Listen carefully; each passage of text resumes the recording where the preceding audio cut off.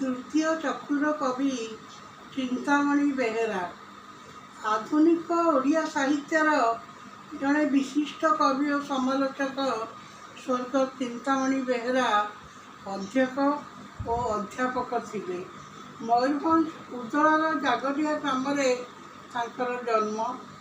ओडिया अध्यापक और अध्यक्ष भाव में चाकरी पर से ओडिया साहित्य एकाडेमी सभापति थे। शेष पद्म स्वस्तिका नूतन स्वकर एवं भूली जाओ तृतीय चक्षु नीललोहित निजे निजर साक्षी उदयश्चर काव्य इत्यादि बहु कविता संकलन से स्रष्टा बहु समालोचना ग्रंथ लिखिं। श्वेतपद्म स्वस्तिकार प्रेम प्रकृति और ईश्वर को देखा मिले। नूतन शखर कविता कला और क्रांति कला और कलंक दुईटी भाग में विभक्त। उत्तम साधक कवि कहते आमर साधन पथे कामना सहस्र स्पंदने सेपतन तुमर न 1961 ख्रीष्टाब्द प्रकाशित गई भूली जाओ कवि कहती देहरे विदेह करी मुहूर्तरे करी महाकाल तेणु आस बजाई ए देहरे करी स्वीकार। 1961 मसीह 1975 मध्य रचित तृतीय चक्षु कविता संकलन काव्य चेतना यथार्थ परिचय।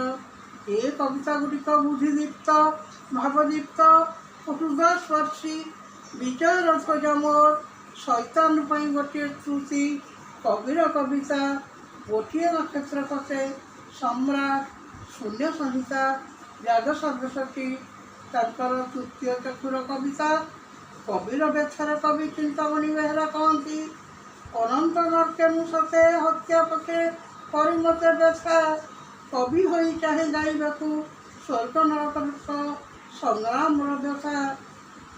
समय संगीत कवितार कवि कहती सम्मान क्षमता पुण्य करू तम पुण्य सबू आमरे मलांग दल सभ्यतार दुख वर्ष शिशु। आत्मलिपि कवितार कविंतर आत्मकथा वर्णित जमीती काव्यर नायिका नायक नुहे मुहे मुहि आनंद कल्पना साधारण मनीष वक्ष तले अयुत लाछना पशिवर कलंकर बहिते मु पापगानी व्यथा अगणित सुख दुख संबलित मो जीवन गाथा। चिंतामणि बेहेरा अमर काव्य कृति चिरदिन बंची रही ओडिया पाठक अंतर। Please subscribe my channel.